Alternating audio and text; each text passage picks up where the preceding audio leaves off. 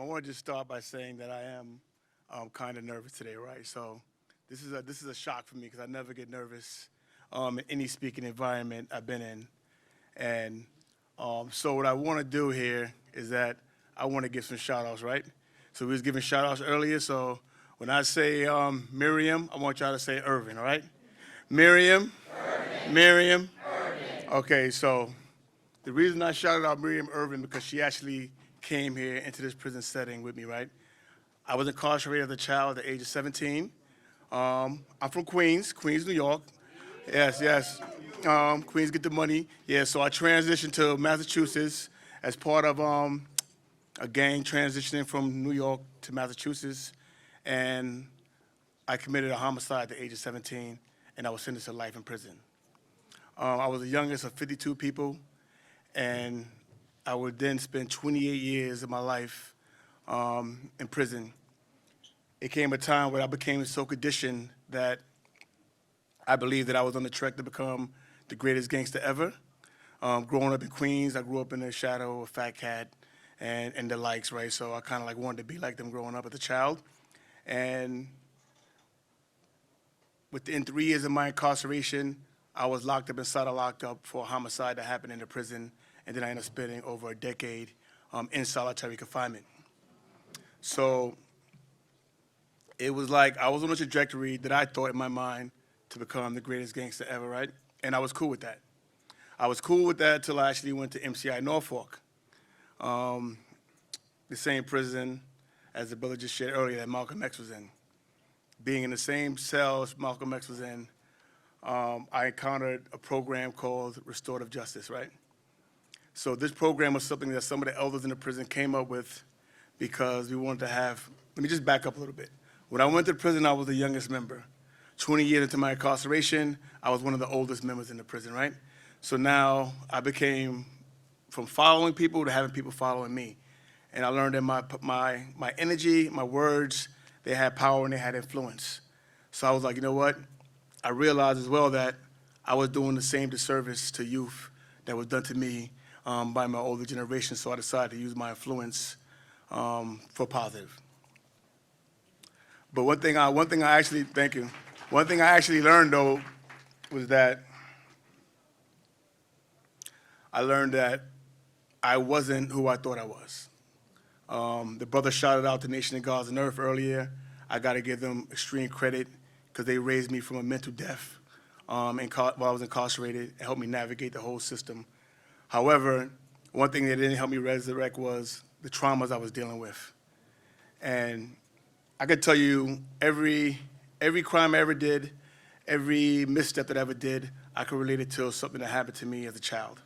At the Transformational Prison Project, we have the model that hurt people, but we also have the direction that as heal people, we have to now heal people.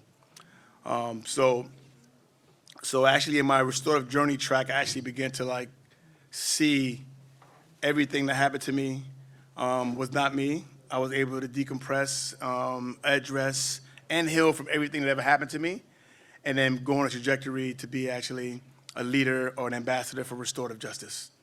So the unique thing about the Transformational Prison Project is that it was a program started by a group of lifers inside of MCI Norfolk.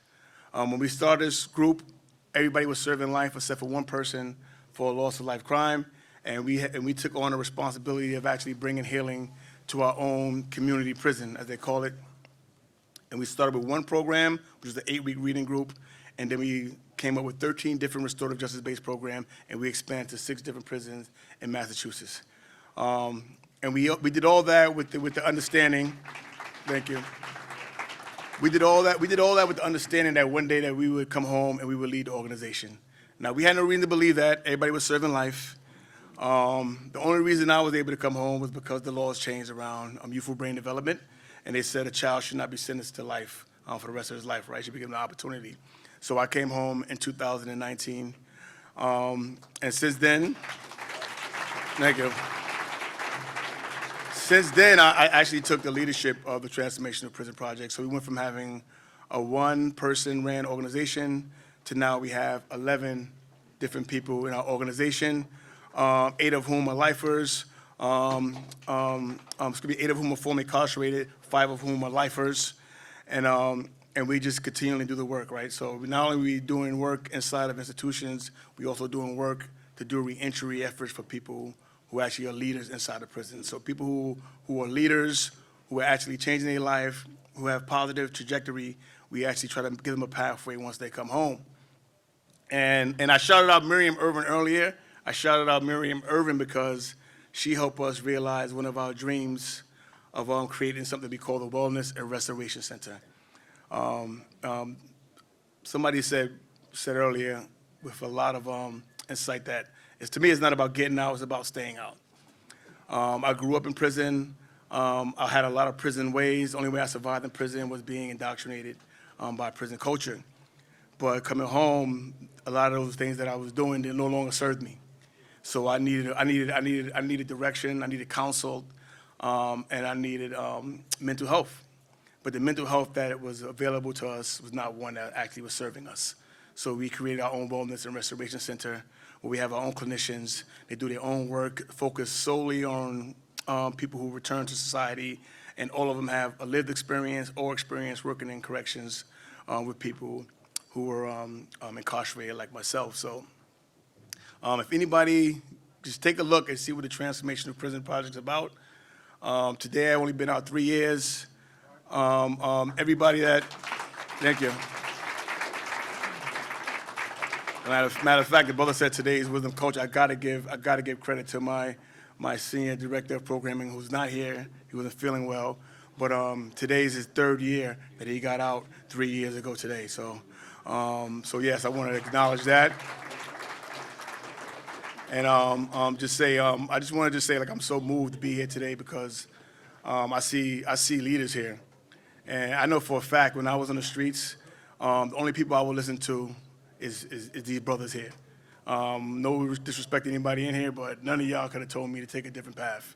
But these brothers would have told me to take a different path. As a teenager, I would have did it. So I'm happy to see that brothers are actually doing that and making a way for themselves. So thank you.